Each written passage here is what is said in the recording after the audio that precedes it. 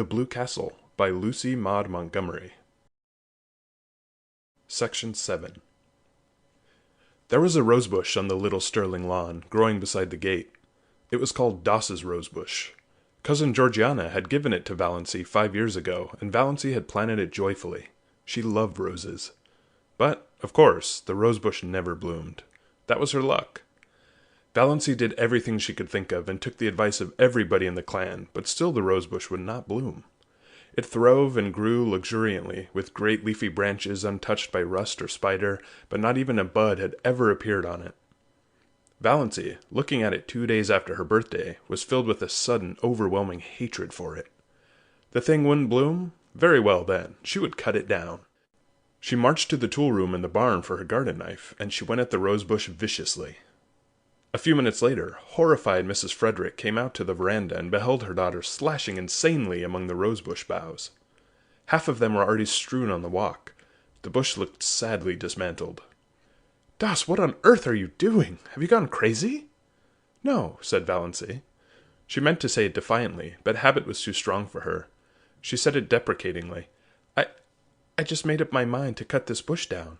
It is no good. It never blooms, never will bloom." "That is no reason for destroying it," said Mrs. Frederick sternly. "It was a beautiful bush and quite ornamental. You've made a sorry-looking thing of it." "Rose trees should bloom," said Valancy, a little obstinately. "Don't argue with me, Doss. Clear up that mess and leave the bush alone. I don't know what Georgiana will say when she sees how you have hacked it to pieces. Really, I'm surprised at you. And to do it without consulting me." "The bush is mine," muttered Valancy. "What's that? What did you say, Doss?" "I only said the bush was mine," repeated Valancy humbly. Mrs. Frederick turned without a word and marched back into the house. The mischief was done now. Valancy knew she had offended her mother deeply, and would not be spoken to or noticed in any way for 2 or 3 days. Cousin Stickles would see to Valancy's bringing up, but Mrs. Frederick would preserve the stony silence of outraged majesty. Valancy sighed and put away her garden knife, hanging it precisely on its precise nail in the tool shop. She cleared away the several branches and swept up the leaves. Her lips twitched as she looked at the straggling bush. It had an odd resemblance to its shaken, scrawny donor, little cousin Georgiana herself. "I certainly have made an awful-looking thing of it," thought Valancy. But she did not feel repentant, only sorry she had offended her mother. Things would be so uncomfortable until she was forgiven. Mrs. Frederick was one of those women who can make their anger felt all over a house. Walls and doors are no protection from it. "You'd better go uptown and get the mail," said Cousin Stickles when Valancy went in. "I can't go. I feel all sort of peaky and piney this spring. I want you to stop at the drugstore and get me a bottle of Redfern's Blood Bitters. There's nothing like Redfern's Bitters for building a body up. Cousin James says the purple pills are the best, but I know better. My poor dear husband took Redfern's Bitters right up to the day he died. Don't let them charge you more than 90 cents. I can get it for that at the port. And what have you been saying to your poor mother? Do you ever stop to think, Doss, that you can only have one mother?" "One is enough for me," thought Valancy undutifully as she went uptown. She got Cousin Stickles' bottle of bitters, and then she went to the post office and asked for her mail at the general delivery. Her mother did not have a box. They got too little mail to bother with it. Valancy did not expect any mail except the Christian Times, which was the only paper they took. They hardly ever got any letters, but Valancy rather liked to stand in the office and watch Mr. Carew, the gray-bearded, Santa Clausy old clerk, handing out letters to the lucky people who did get them. He did it with such a detached, impersonal, Jove-like air, as if it did not matter in the least to him what supernal joys or shattering horrors might be in those letters for the people to whom they were addressed. Letters had a fascination for Valancy, perhaps because she so seldom got any. In her blue castle, exciting epistles, bound with silk and sealed with crimson, were always being brought to her by pages in livery of gold and blue, but in real life, her only letters were occasional perfunctory notes from relatives or an advertising circular. Consequently, she was immensely surprised when Mr. Carew, looking even more Jovian than usual, poked a letter out to her. Yes, it was addressed to her plainly, in fierce black hand. Miss Valancy Stirling, Elm Street, Deerwood, and the postmark was Montreal. Valancy picked it up with a little quickening of her breath. Montreal! It must be from Dr. Trent. He had remembered her after all. Valancy met Uncle Benjamin coming in as she was going out, and was glad the letter was safely in her bag. "What," said Uncle Benjamin, "is the difference between a donkey and a postage stamp?" "I don't know. What?" answered Valancy dutifully. "One you lick with a stick, and the other you stick with a lick. Ha ha!" Uncle Benjamin passed in, tremendously pleased with himself. Cousin Stickles pounced on the Times when Valancy got home, but it did not occur to her to ask if there were any letters. Mrs. Frederick would have asked it, but Mrs. Frederick's lips at present were sealed. Valancy was glad of this. If her mother had asked if there were any letters, Valancy would have had to admit there was. Then she would have had to let her mother and Cousin Stickles read the letter, and all would be discovered. Her heart acted strangely on the way upstairs, and she sat down by her window for a few minutes before opening her letter. She felt very guilty and deceitful. She had never before kept a letter secret from her mother. Every letter she had ever written or received had been read by Mrs. Frederick. That had never mattered. Valancy had never had anything to hide. But this did matter. She could not have anyone see this letter. But her fingers trembled with a consciousness of wickedness and unfilial conduct as she opened it. Trembled a little, too, perhaps, with apprehension. She felt quite sure there was nothing seriously wrong with her heart, but one never knew. Dr. Trent's letter was like himself, blunt, abrupt, concise, wasting no words. Dr. Trent never beat about the bush. "Dear Miss Stirling," and then a page of black, positive writing. Valancy seemed to read it at a glance. She dropped it on her lap, her face ghost white. Dr. Trent told her that she had a very dangerous and fatal form of heart disease, angina pectoris, evidently complicated with an aneurysm, whatever that was, and in the last stages. He said, without mincing matters, that nothing could be done for her. If she took great care of herself, she might live a year, but she might also die at any moment. Dr. Trent never troubled himself about euphemisms. She must be careful to avoid all excitement and all severe muscular efforts. She must eat and drink moderately, she must never run. She must go upstairs and uphill with great care. Any sudden jolt or shock might be fatal. She was to get the prescription he enclosed filled and carry it with her always, taking a dose whenever her attacks come on. And he was hers truly, H. B. Trent. Valancy sat for a long while by her window. Outside was a world drowned in the light of a spring afternoon, skies entrancingly blue, winds perfumed and free, lovely, soft blue hazes at the end of every street. Over at the railway station, a group of young girls was waiting for a train. She heard their gay laughter as they chattered and joked. The train roared in and roared out again. But none of these things had any reality. Nothing had any reality except the fact she only had another year to live. When she was tired of sitting at the window, she went over and lay down on her bed, staring at the cracked, discolored ceiling. The curious numbness that follows on a staggering blow possessed her. She did not feel anything except a boundless surprise and incredulity, behind which was the conviction that Dr. Trent knew his business, and that she, Valancy Stirling, who had never lived, was about to die. When the gong rang for supper, Valancy got up and went downstairs mechanically, from force of habit. She wondered that she had been let alone so long, but of course her mother would not pay any attention to her just now. Valancy was thankful for this. She thought the quarrel over the rosebush had been really, as Mrs. Frederick herself might have said, providential. She could not eat anything, but both Mrs. Frederick and Cousin Stickles thought this was because she was deservedly unhappy over the mother's attitude, and her lack of appetite was not commented on. Valancy forced herself to swallow a cup of tea, and then sat and watched the others eat, with an odd feeling that years had passed since she had sat with them at the dinner table. She found herself smiling inwardly to think what a commotion she could make if she chose. Let her merely tell them what was in Dr. Trent's letter, and there would be as much fuss made as if, Valancy thought bitterly, they really cared two straws about her. "Dr. Trent's housekeeper got word from him today," said Cousin Stickles, so suddenly that Valancy jumped guiltily. Was there anything in thought waves? "Mrs. Judd was talking to her uptown.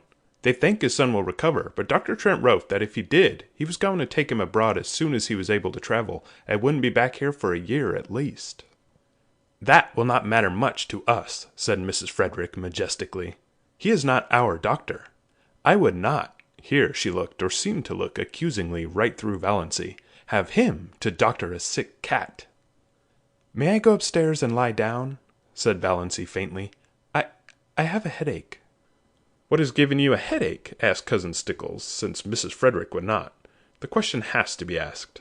Valancy could not be allowed to have headaches without interference. "You ain't in the habit of having headaches. I hope you're not taking the mumps. Here, try a spoonful of vinegar." "Piffle!" said Valancy rudely, getting up from the table. She did not care just then if she were rude. She had had to be so polite all her life. If it had been possible for Cousin Stickles to turn pale, she would have. As it was not, she turned yellower. "Are you sure you ain't feverish, Doss? You sound like it." "You go and get right into bed," said Cousin Stickles, thoroughly alarmed, "and I'll come up and rub your forehead and the back of your neck with Red Fern's liniment." Valancy had reached the door, but she turned. "I won't be rubbed with Red Fern's liniment," she said. Cousin Stickles stared and gasped. What do you mean?" "I said I wouldn't be rubbed with Red Fern's liniment," repeated Valancy. "Horrid, sticky stuff! And it has the vilest smell of any liniment I ever saw. It's no good. I want to be left alone, that's all." Valancy went out, leaving Cousin Stickles aghast. "She's feverish. She must be feverish," ejaculated Cousin Stickles. Mrs. Frederick went on eating her supper. It did not matter whether Valancy was or was not feverish. Valancy had been guilty of impertinence to her. End of Chapter 7. Read by Leo Peril. Chapter 8. Valancy did not sleep that night. She lay awake all through the long dark hours, thinking. She made a discovery that surprised her. She, who had been afraid of almost everything in life, was not afraid of death. It did not seem in the least terrible to her, and she need not now be afraid of anything else. Why had she been afraid of things? Because of life. Afraid of Uncle Benjamin because of the menace of poverty and old age. But now she would never be old, neglected, tolerated. Afraid of being an old maid all her life. But now she would not be an old maid very long. Afraid of offending her mother and her clan because she had to live with and among them and couldn't live peaceably if she couldn't give in to them. But now she hadn't. Valancy felt a curious freedom. But she was still horribly afraid of one thing, the fuss the whole jamfree of them would make when she told them. Valancy shuddered at the thought of it. She couldn't endure it. Oh, she knew so well how it would be. First, there would be indignation. Yes, indignation on the part of Uncle James because she had gone to a doctor, any doctor, without consulting him. Indignation on the part of her mother for being so sly and deceitful. To your own mother, Doss. Indignation on the part of the whole clan because she had not gone to Dr. Marsh. Then would come the solicitude. She would be taken to Dr. Marsh, and when Dr. Marsh confirmed Dr. Trent's diagnosis, she would be taken to specialists in Toronto and Montreal.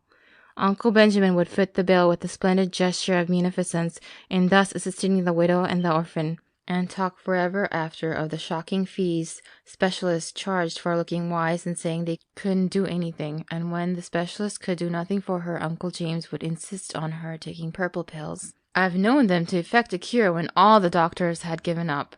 And her mother would insist on Red Fern's blood, bitters, and Cousin Stickles would insist on rubbing her over the heart every night with Red Fern's liniment on the grounds that it might do good and couldn't do harm, and everybody else would have some pet dope for her to take. Dr. Stirling would come to her and say solemnly, "You are very ill. Are you prepared for what may be before you?" Almost as if he were going to shake his forefinger at her, the forefinger that had not grown any shorter or less knobbly with age.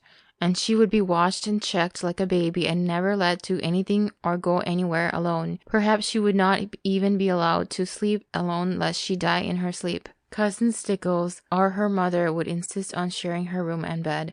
Yes, undoubtedly they would. It was this last thought that really decided Valancy. She could not put up with it, and she wouldn't. As the clock in the hall below struck 12, Valancy suddenly and definitely made up her mind that she would not tell anybody. She had always been told, ever since she could remember, that she must hide her feelings. It is not ladylike to have feelings.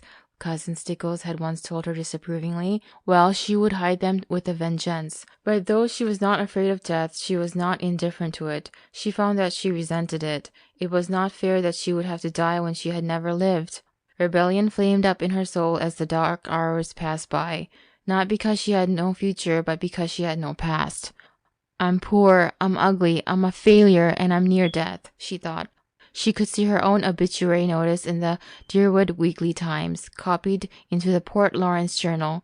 A deep gloom was cast over dear Rude, etc., etc. Leaves a large circle of friends to mourn, etc., etc., etc. Lies, all lies. Gloom, forsooth. Nobody would miss her. Her death would not matter a straw to anybody. Not even her mother loved her. Her mother, who had been so disappointed that she was not a boy, or at least a pretty girl.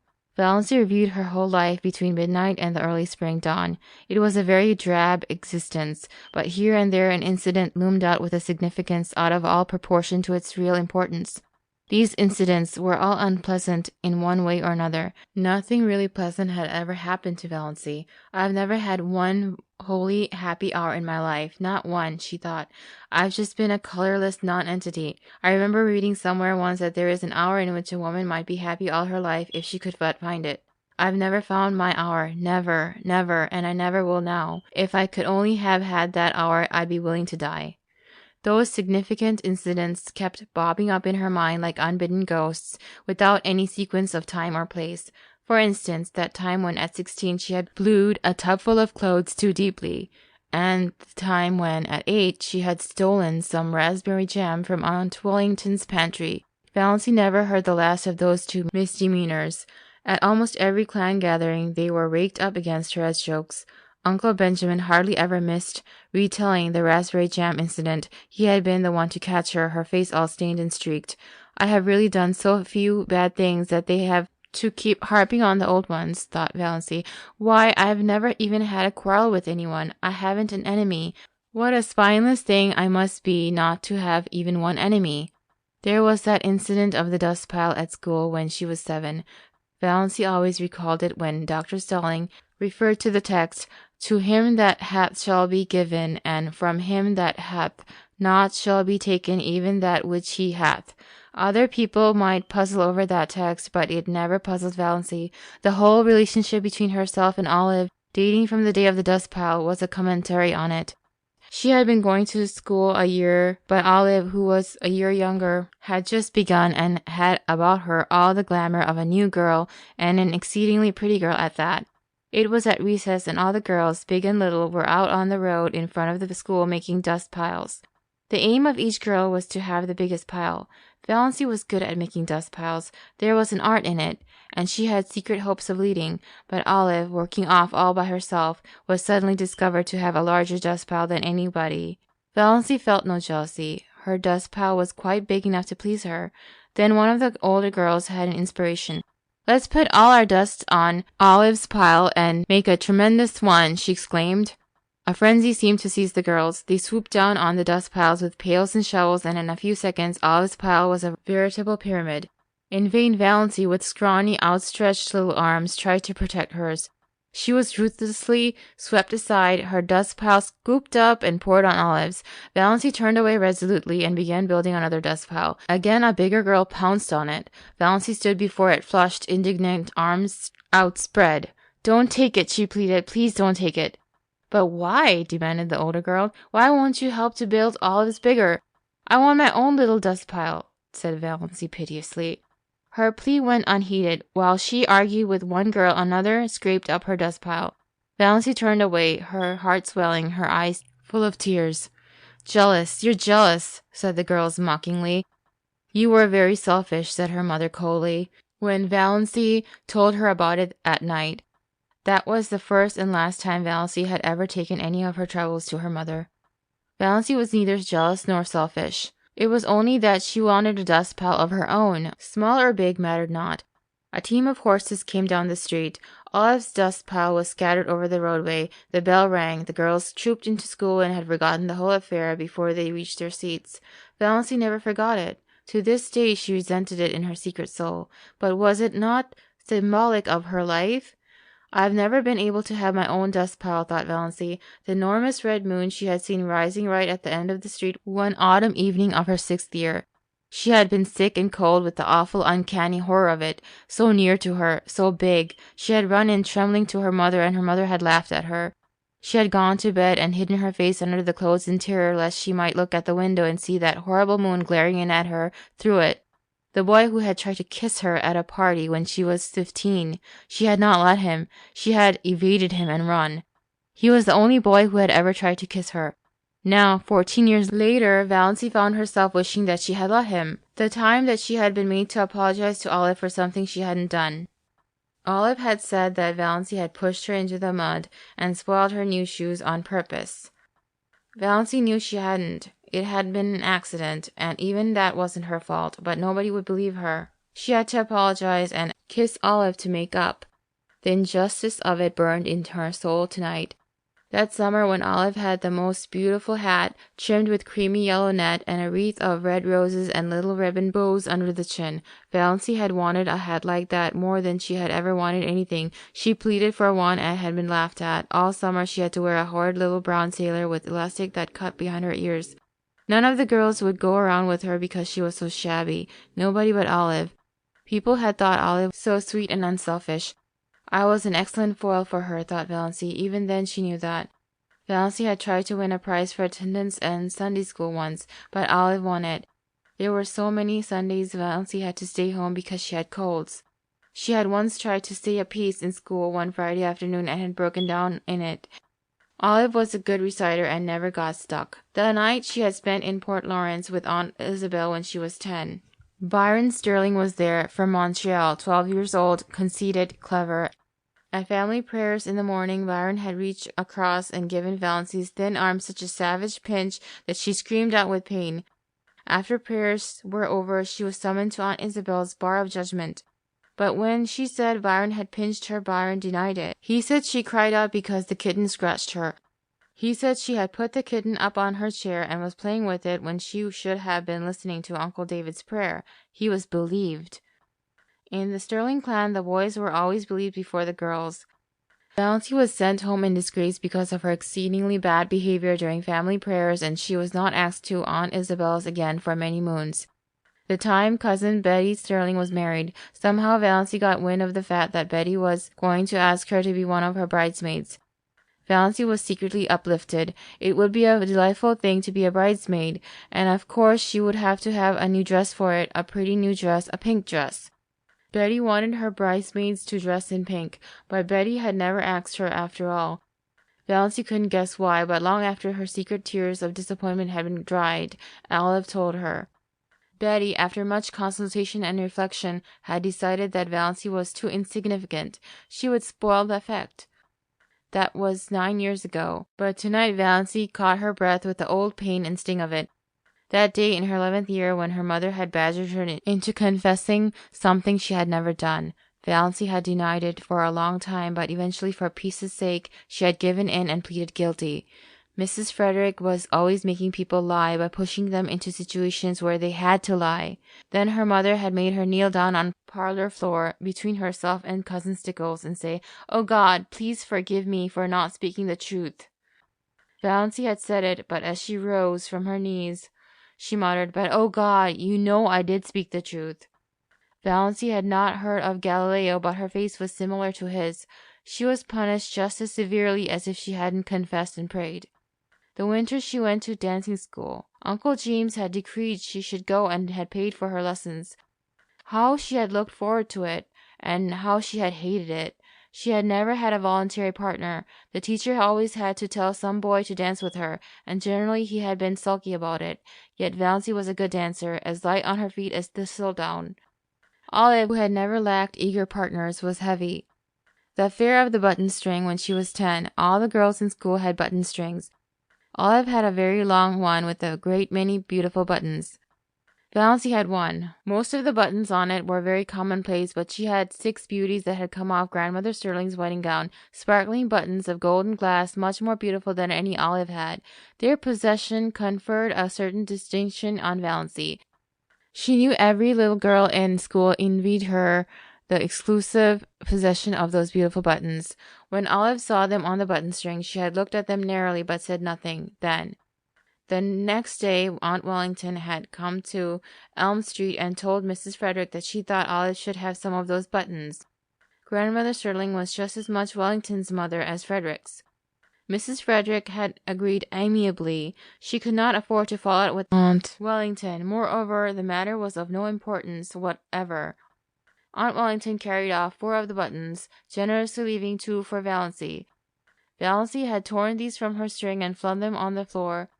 She had not yet learned that it was unladylike to have feelings, and had been sent supperless to bed for the exhibition. The night of Margaret Blunt's party, she had made such pathetic efforts to be pretty that night.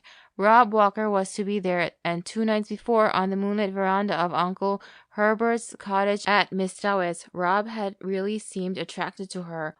At Margaret's party, Rob never even asked her to dance, did not notice her at all. She was a wallflower, as usual. That, of course, was years ago. People in Deerwood had long since given up inviting Valancy to dances, but to Valancy its humiliation and disappointment were of the other day. Her face burned in the darkness as she recalled herself sitting there with her pitifully crimped thin hair and the cheeks she had pinched for an hour before coming, in an effort to make them red. All that came of it was a wild story that Valancy Stirling was rouged at Margaret Blunt's party. In those days in Deerwood, that was enough to wreck your character forever. It did not wreck Valancy's, or even damage it. People knew she wouldn't be fast if she tried. They only laughed at her. I've had nothing but a second-hand existence, decided Valancy. All the great emotions of life have passed me by. I've never even had a grief. And have I really loved anybody? Do I really love Mother? No, I don't. That's the truth, whether it is disgraceful or not. I don't love her. I've never loved her. What's worse, I don't even like her. So I don't know anything about any kind of love. My life has been empty, empty. Nothing is worse than emptiness. Nothing. Valancy ejaculated the last nothing aloud passionately. Then she moaned and stopped thinking about anything for a while. One of her attacks of pain had come on.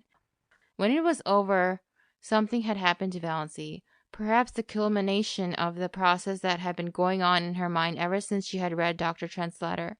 It was 3 o'clock in the morning, the wisest and most accursed hour of the clock, but sometimes it sets us free. I've been trying to please other people all my life and failed, she said. After this I shall please myself.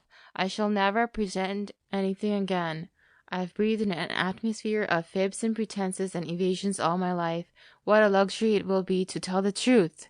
I may not be able to do much that I want to do, but I won't do another thing that I don't want to do. Mother can pout for weeks. I shan't worry over it. Despair is a free man. Hope is a slave. Valancy got up and dressed with a deepening of that curious sense of freedom. When she had finished with her hair, she opened the window and hurled the jar of potpourri over into the next lot. It smashed gloriously against the schoolgirl complexion on the old carriage shop. "I'm sick of fragrance of dead things," said Valancy. End of chapter 8.